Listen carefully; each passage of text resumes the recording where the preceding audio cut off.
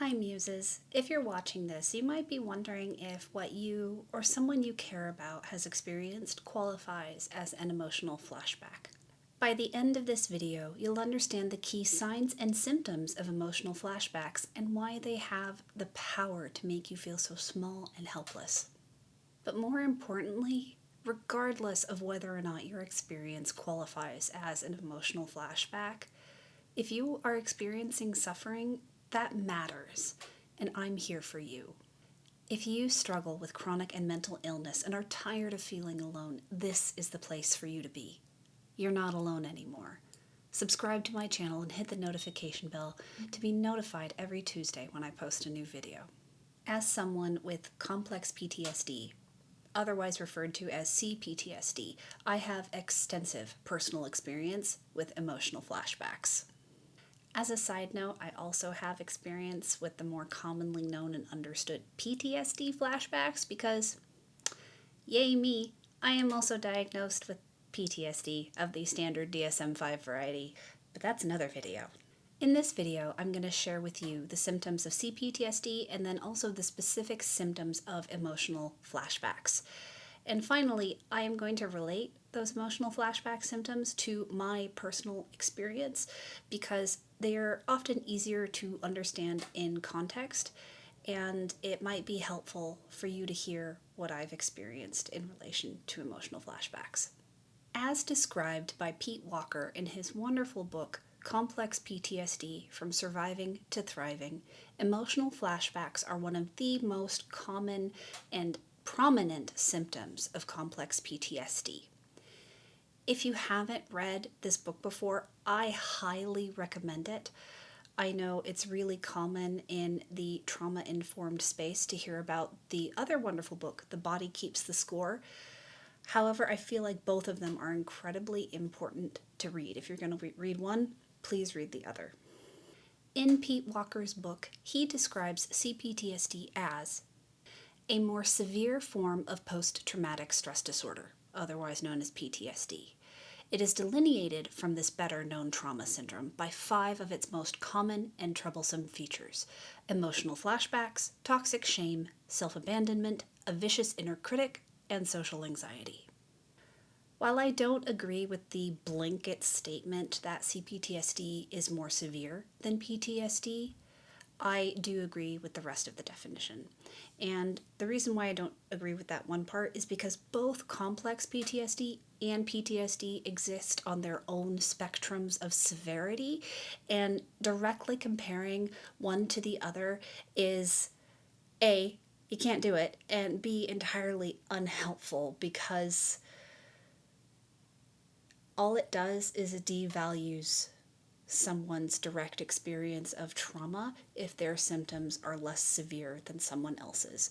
And if you have experienced trauma, the amount of severity of your symptoms ultimately doesn't matter. You deserve help. You deserve to heal. I know personally I have spent a lot of time in my life struggling with the amount of trauma I've experienced, which, when I tell my full story, honestly overwhelms a lot of people.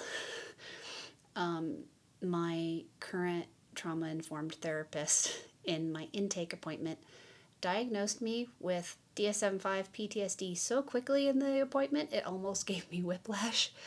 But that doesn't mean someone with less trauma than myself is any less valid. Severity and validity do not go hand in hand. If you have experienced trauma, you are valid, your experience is valid, and you deserve the information and support you need to heal and move on. So that was probably the shallowest dive ever into complex PTSD. But this video is about specifically emotional flashbacks. So let's move on to how Pete Walker describes emotional flashbacks in his book. Emotional flashbacks are perhaps the most noticeable and characteristic feature of CPTSD. Survivors are extremely susceptible to painful emotional flashbacks, which, unlike PTSD, do not typically have a visual component. Emotional flashbacks are sudden and often prolonged regressions to the overwhelming feeling states of being an abused, abandoned child. These feeling states can include overwhelming fear, shame, alienation, rage, grief, and depression. They also include unnecessary triggering of our fight or flight instincts. It is important to state here that emotional flashbacks, like most things in life, are not all or none. Flashbacks can range in intensity from subtle to horrific. They can also vary in duration, ranging from moments to weeks on end, where they devolve into what many therapists call a regression. Please comment below and let me know which part of that definition resonates with you the most or was most surprising for you to hear. Thinking back to when I first learned about complex trauma and emotional flashbacks, the thing that stuck with me the most was that in an emotional flashback, you essentially time travel and you become the scared child that you were when you experienced the original trauma or traumas. You honestly feel like that small, helpless child all over again. And you're not making it up when you feel that way. Your mind and your body have time traveled back to the moment or moments when you experienced the original trauma. And understanding that was revolutionary for me. So let me know in the comments which part of that definition blew your mind. All right, so now let's go one by one through all of those symptoms of emotional flashbacks in a little more detail, and I'll tell you a little bit more about my personal experience with each of them. The first thing to understand is that emotional flashbacks are something that are triggered, as in you experience or see or hear something that triggers you into an emotional flashback. It's an entirely separate video, but I just want to touch on a little bit how devalued the word triggered has become in modern day culture, especially here in the United States. So many people use that term in a very casual way, but for those of us who have a history of trauma, either PTSD or CPTSD or both, when we say we've been triggered, we mean we have gone into either a flashback or we've gone into an emotional flashback, which this whole video is about, right? So the first thing is emotional flashbacks are triggered, and usually it's by something that in some way relates to your original trauma.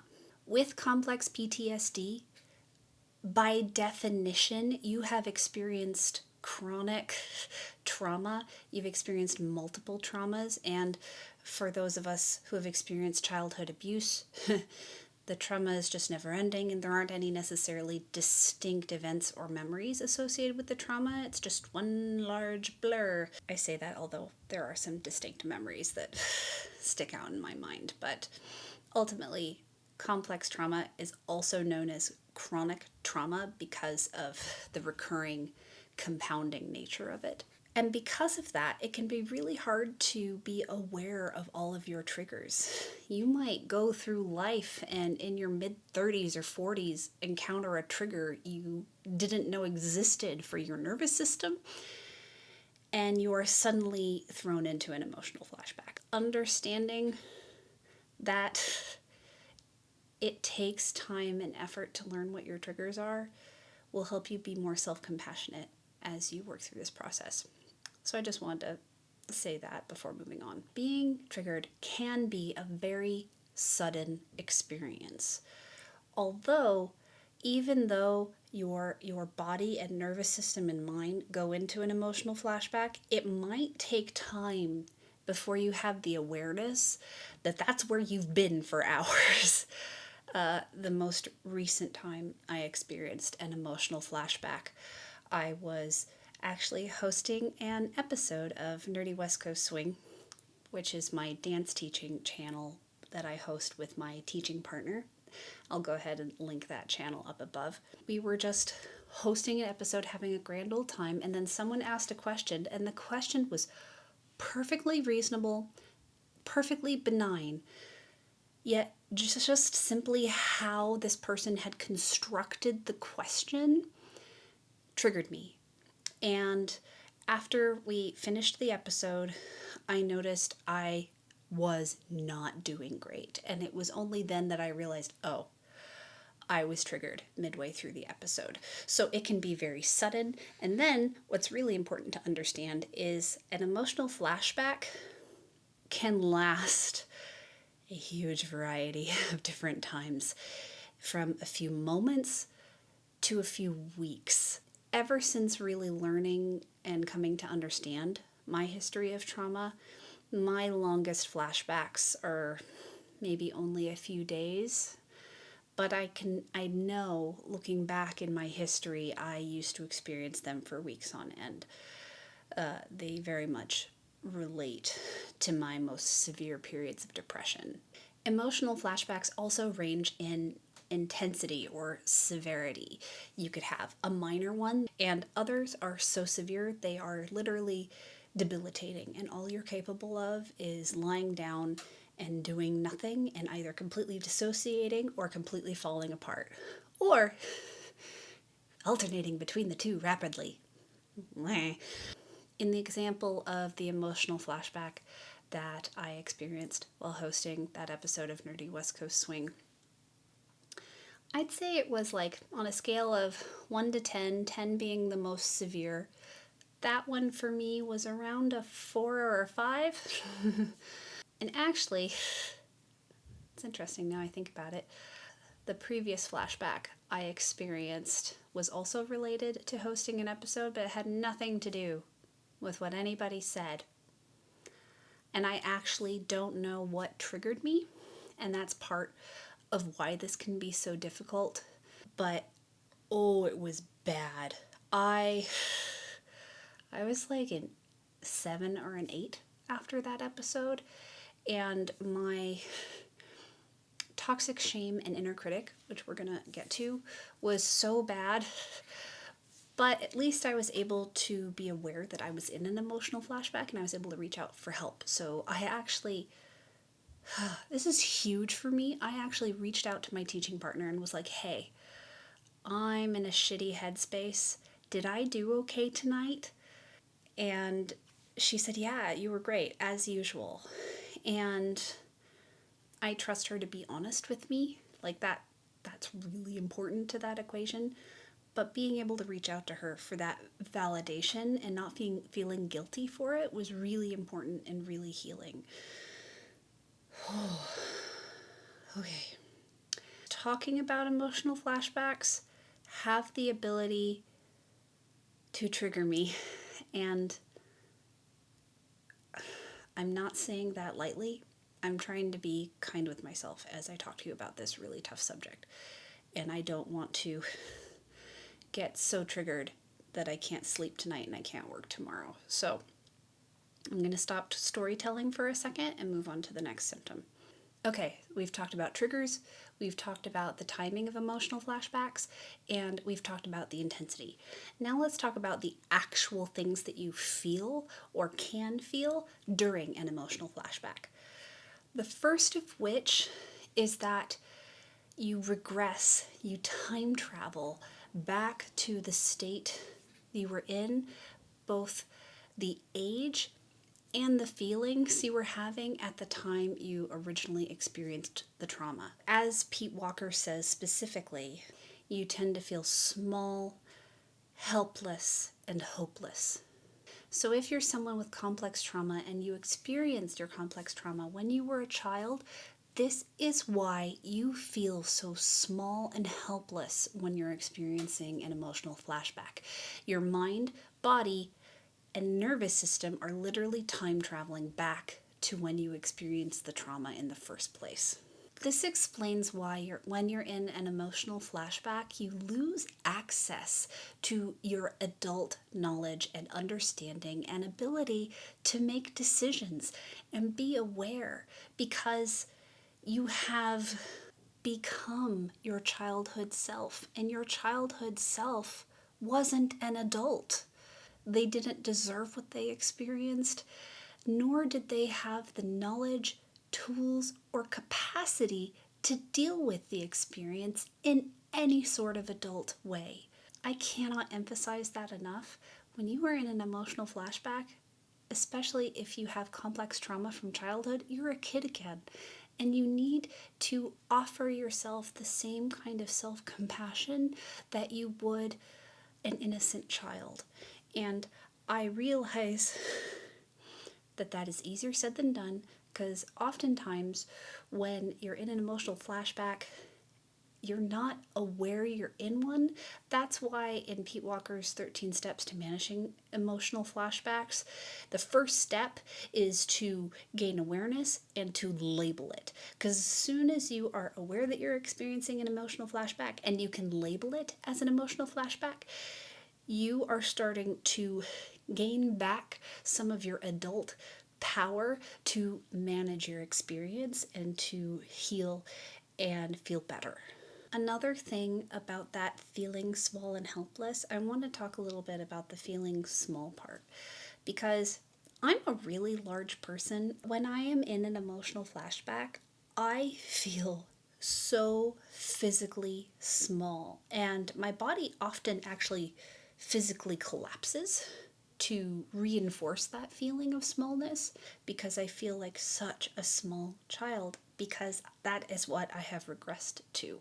And I just wanted to highlight that, because that can be a sign that you're experiencing an emotional flashback, that you're actually physically getting smaller and collapsing in on yourself. Another symptom of emotional flashbacks is that your inner critic and your outer critic get a hell of a lot worse. For those of us with histories of trauma, our inner critics and our judgmentalness just tends to be really shitty all the time. But once we're in an emotional flashback, our inner and outer critics get violent, and it can be incredibly overwhelming to experience. After hosting that episode of Nerdy West Coast Swing, I realized, oh, I'm in an emotional flashback. Even though I was able to label it and be aware of it, that in itself did not stop my inner critic from absolutely ripping me to shreds. It took me a long time to get up the guts to ask my teaching partner how I did. I'm really glad I got to that place. I also asked my boyfriend for support. And let me say, me asking for support, big deal. It's taken me a long time to get to this place where I am comfortable asking people I care about for emotional support. So if you're not there yet, that's okay. But my mind was just caught in this horrible spiral of beating myself up and ruminating on everything I said during that episode. Even if I said good things, I would be like, that was terrible. That was stupid. Oh my God, everybody's going to hate you. Why did you say that? How could you say that? I was just ripping myself to shreds. And it was so overwhelming, it became visceral. And I was actually experiencing the feelings in my chest and in my throat. And it didn't help that I was physically getting small, because that was adding like mechanical constriction to the internal constriction, and just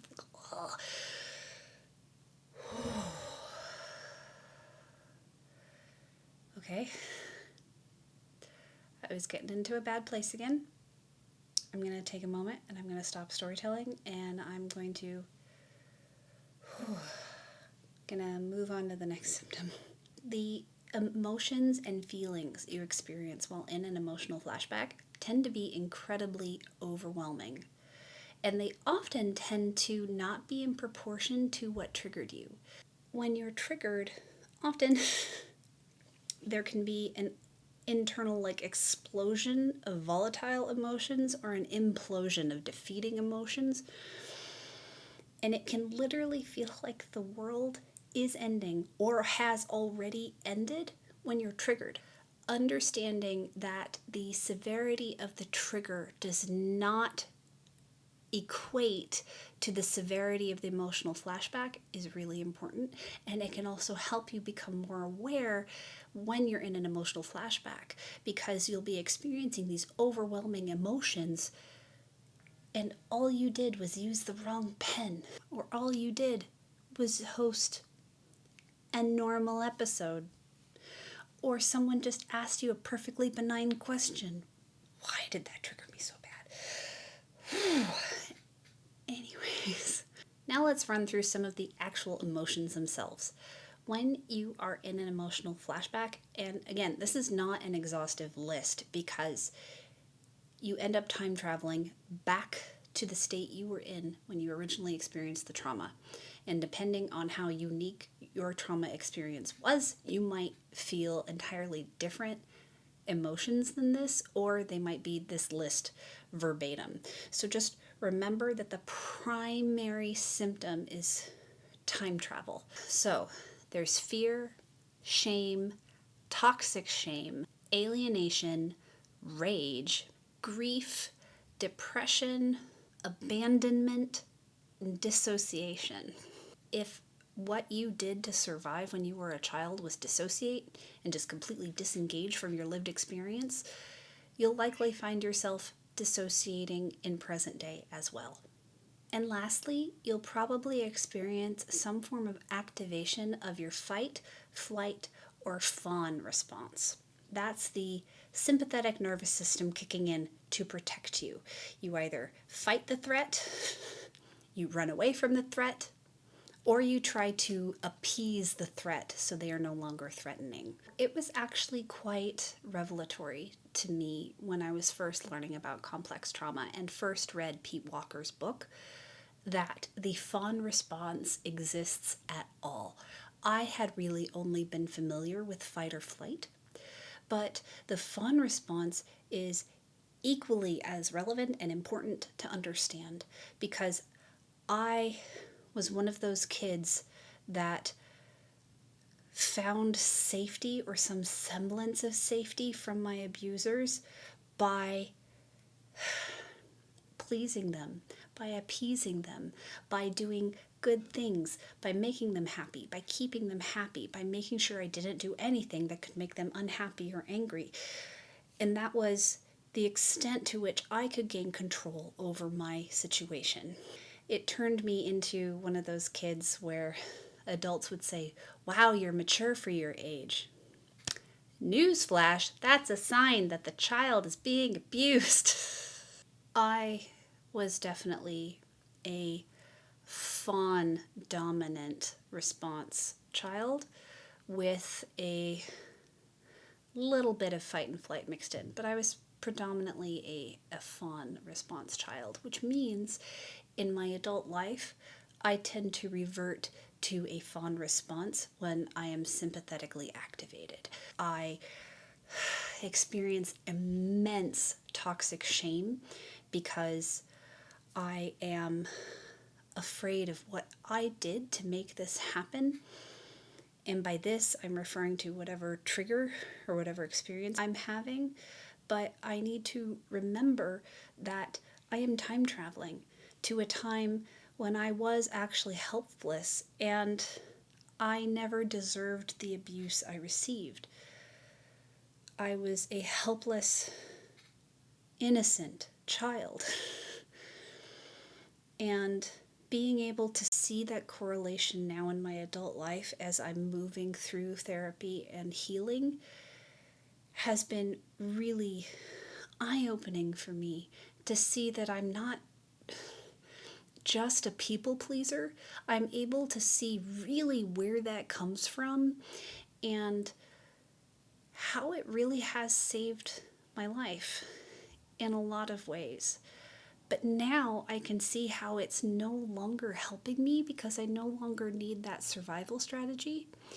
And I can start making different choices slowly over time as I heal. Even though there are times when my mind and body still hijack me and hurl me into an emotional flashback and I lose my adult capacities. That still happens. That's probably still always going to happen. But over time, I'm going to tip the scales in the favor of healing and have more power to choose how I respond to my personal experiences with trauma and emotional flashbacks. And then the last symptom I want to just touch on really quick. When you're in an emotional flashback, you tend to revert to more childish, simple self-soothing techniques. So for instance, food, watching a lot of TV. Whatever you did as a kid to self-soothe, you'll probably revert to that. Because again, you time travel in an emotional flashback.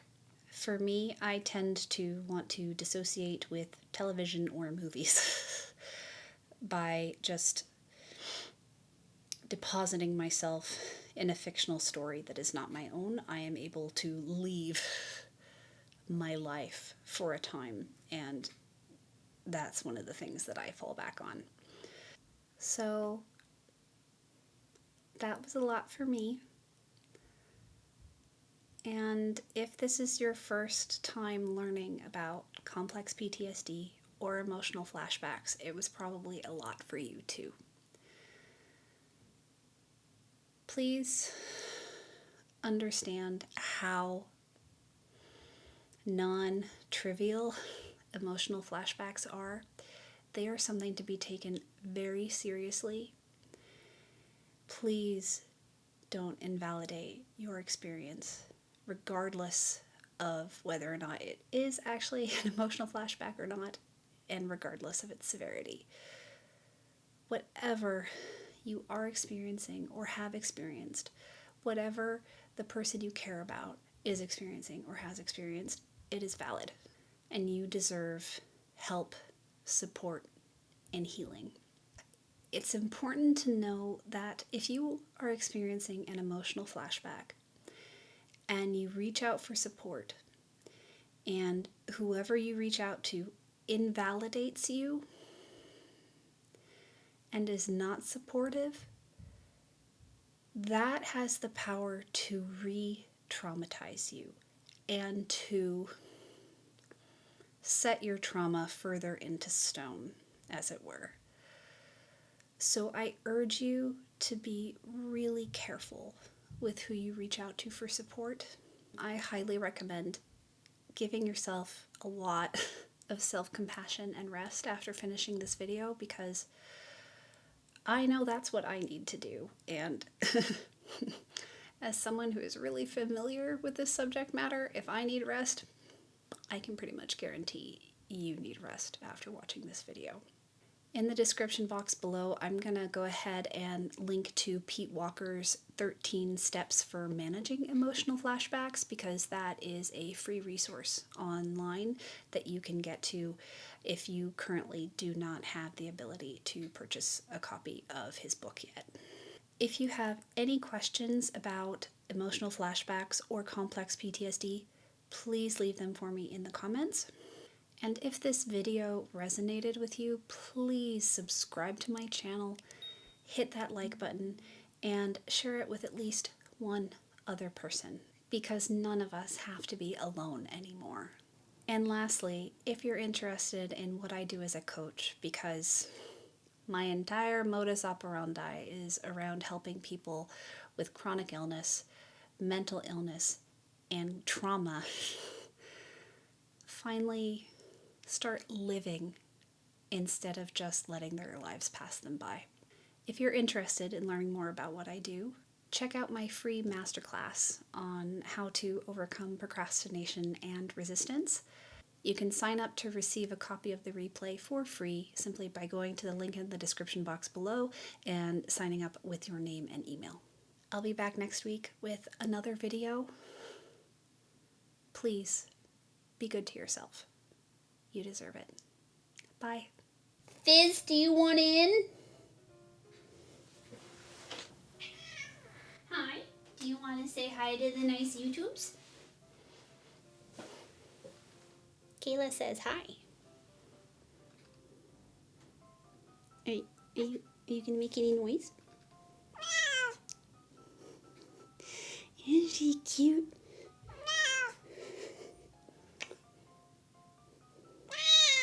Oh no.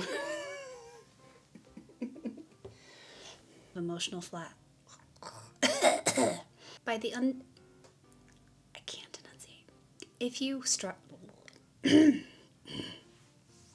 same outtakes every time, because I make the same damn face.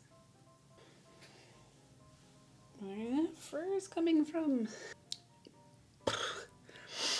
CPA. wonderful. Okay, so really quick funny story.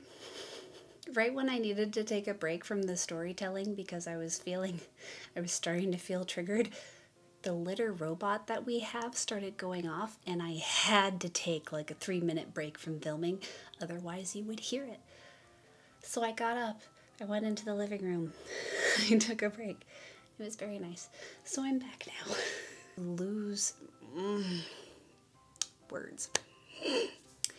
Do you want to leave now? You just screamed at me to get in.